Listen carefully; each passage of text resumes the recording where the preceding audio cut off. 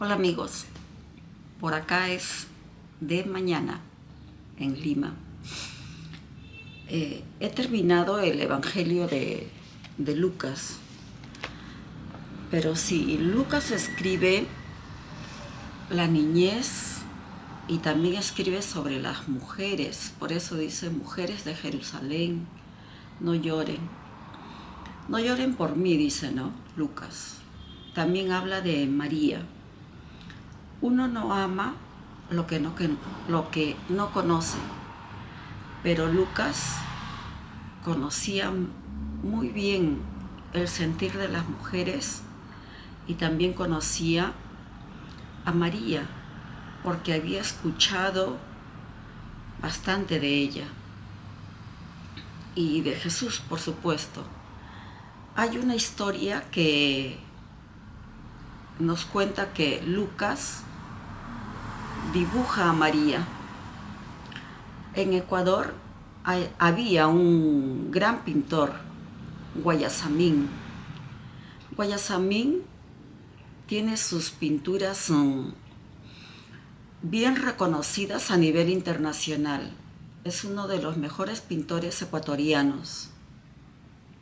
Igual como acá en Perú, el mejor escritor Mario Vargas Llosa, en Ecuador el mejor pintor Guayasamín.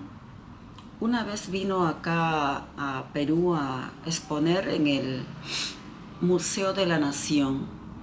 Sus pinturas eran pinturas que se veía así un cuerpo que se notaban sus huesos, así medios muertos.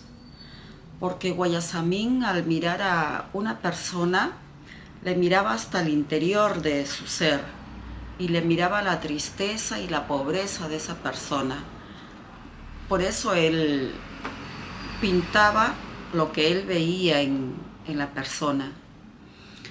Y Lucas también pinta a María, la dibuja a María, según lo que él tiene en su mente, porque Lucas no conoció personalmente a la Virgen, pero escuchando de ella la empieza a conocer, la empieza a amar, y como la conoce y la ama, la pinta. Por eso que el Evangelio de Lucas a mí me parece uno de los, como soy muy mariana, a mí me gusta mucho el Evangelio de Lucas, por eso que empecé con Lucas. Pero como ya lo terminé, ahora voy a empezar con otro evangelio. Pero primero lo primero, la oración, para que Dios nos acompañe siempre y nuestra Virgen María también nos proteja. Hay que iniciar siempre con una oración, dando gracias a Dios que hemos amanecido al nuevo día. En el nombre del Padre, del Hijo y del Espíritu Santo. Amén. Dios te salve María, llena eres de gracia. El Señor está contigo. Bendita tú eres entre todas las mujeres, y bendito es el fruto de tu vientre, Jesús. Santa María, Madre de Dios, ruega por nosotros los pecadores, ahora y en la hora de nuestra muerte. Amén. También oremos por las santas intenciones de nuestro Papa León XIV, de mi obispo Neri Menor, y las intenciones de todos los santos sacerdotes del mundo entero, por nuestras familias, para que la Santísima Virgen nos proteja bajo su sagrado manto. Amén. En el nombre del Padre, del Hijo y del Espíritu Santo. Amén. En el Nuevo Testamento, la mayoría conoce por los 4 evangelistas, pero son 3 los evangelios sinópticos, y los evangelios sinópticos son los de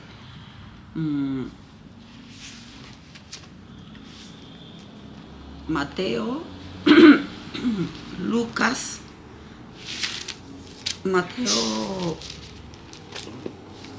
mm, Mateo, Lucas, no, Juan no es sinóptico. El Evangelio de Juan no es sinóptico. ¿Y por qué son sinópticos? Porque Mateo, Marcos y Lucas son sinópticos porque son muy, muy parecidos. Hablan de la vida de Jesucristo, pero como ellos son personas diferentes, lo escriben desde diferentes puntos de vista, pero escriben los mismos hechos. Cada uno tiene su estilo, pero escriben los mismos hechos. Los sinópticos son Mateo, Marcos y Lucas. El Evangelio de Juan también es el Evangelio de Juan, pero no es sinóptico. En el Nuevo Testamento también vemos no solamente escritos de Jesucristo, sino la Biblia tiene muchos tipos de literatura, de escritos, de tipos de literatura. No soy especialista en literatura, pero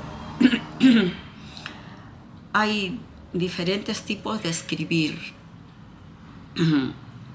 como por ejemplo se diferencian mucho de escribir Jaime Bailey, se diferencia de Bryce Echenique, que escribe diferente. Leonidas de Yerovi es más sarcástico. Todos escriben diferentes, como personas diferentes son. Pero aquí en el Nuevo Testamento también hay fechas históricas, como por ejemplo hay en el año 6 o en el año 35, Herodes es nombrado rey por los romanos, rey de los judíos por los romanos, en el año 35, antes de Cristo. Después también hay otras fechas. En el año 27, Herodes Agripa, hijo de Herodes el Grande, se casa con Herodías, que es la esposa de su hermano. Por eso Juan el Bautista siempre le dice: tú te casaste con la esposa de tu hermano, con Herodías, y por eso Herodías pide la cabeza de Juan el Bautista. También, por ejemplo, en el año 37, Herodes Agripa, rey de toda Palestina, menos de Judea, les dan esa parte del territorio a Herodes Agripa, pero menos Judea. Y después todo el demás territorio es repartido entre otros gobernadores. O, por ejemplo, también es una fecha histórica, cuando en el año 58 Nerón incendia Roma y le echa la culpa a los judíos, porque Nerón odiaba a los judíos, el emperador Nerón, y quería acabarlos. Y como era el emperador, ellos hacían lo que querían. Entonces mandó quemar Roma, porque también Roma era en aquellos tiempos una ciudad muy desordenada y tenían sus costumbres muy... Los romanos hijos de la... como dicen los romanos hijos de la loba. Eran demasiado sanguinarios. Por eso cuando los romanos iban a los coliseos, ellos gritaban de euforia cuando un esclavo era destrozado por un león. Ver sangre para ellos era eufórico. Y Nerón también lo mismo, los romanos Los italianos tienen esa costumbre, creo que hasta el día de hoy, son la camorra italiana. Y así son fechas que son históricas y se van viendo en el transcurso del Nuevo Testamento. Iniciamos con el Evangelio de Mateo. Y Mateo se dedica también a los antepasados de Jesucristo. El Evangelio según San Mateo. Hay momentos en el Evangelio según San Mateo muy importantes. Por ejemplo, en el Sermón del Monte, porque sabemos que Tierra Santa son muchos montes. Por ejemplo, el Sermón del Monte, el Monte de los Olivos, o ya vamos a ir viendo todos los lugares de Tierra Santa por donde Jesucristo, el mismo Dios, santificó esas tierras que ahora están en guerra, lamentablemente. También es la instrucción de los misioneros cuando Jesús envía el envío, y las parábolas del reino, las palabras sobre la convivencia en la iglesia y el porvenir de la iglesia. Son puntos claves en el Evangelio de San Mateo. Y empezamos por el capítulo 1 de San Mateo, que son los antepasados de Jesús.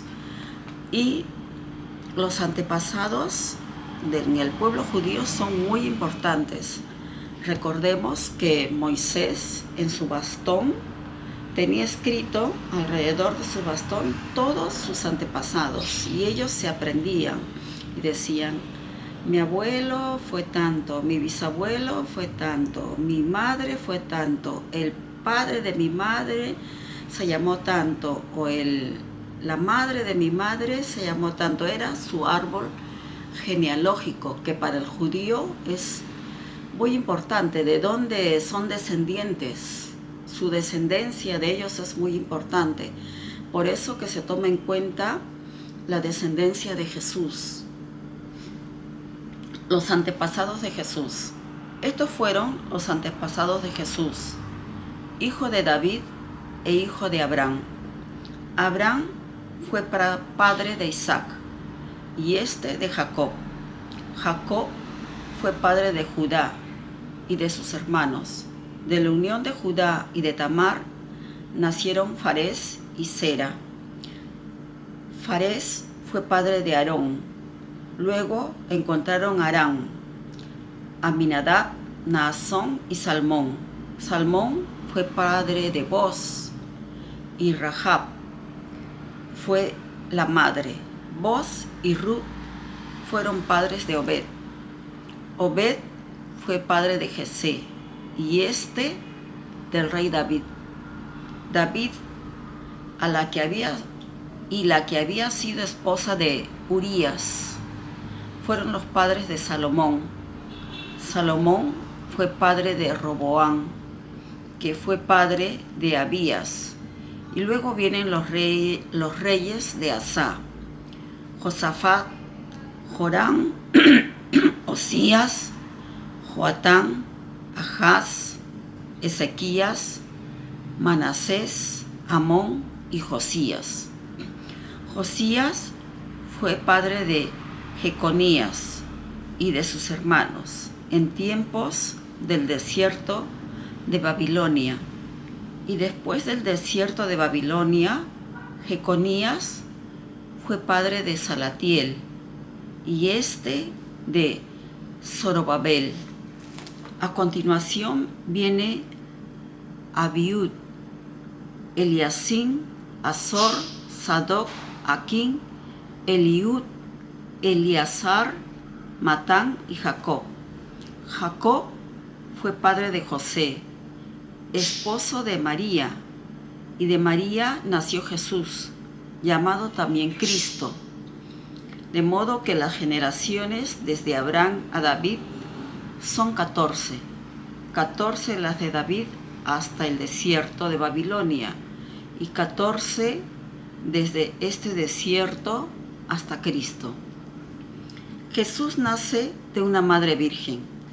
El nacimiento de Jesucristo fue así. Su madre María estaba comprometida con José, pero antes de que vivieran juntos, quedó esperando por obra del Espíritu Santo. José, su esposo, era un hombre excelente y no queriendo desacreditarla, pensó firmarle en secreto un acta de divorcio. Estaba pensando en esto cuando el ángel del Señor se le apareció en sueños y le dijo: José, descendiente de David, no temas llevar a tu casa a María, tu esposa, porque la criatura que espera es obra del Espíritu Santo, y dará a luz un hijo, al que pondrás el nombre de Jesús, porque él salvará a su pueblo de sus pecados. Todo esto ha pasado para que se cumpliera lo que había dicho el Señor por boca del profeta Isaías. Sepan que una virgen concebirá y dará a luz un hijo, y los hombres lo llamarán Emmanuel, que significa Dios con nosotros. Con esto, al despertarse, José hizo lo que el ángel del Señor le había ordenado y recibió en su casa a su esposa, y sin que tuvieran relaciones, dio a luz un hijo, al que José puso el nombre de Jesús. Y ahí termina el primer capítulo de Mateo. Chao amigos.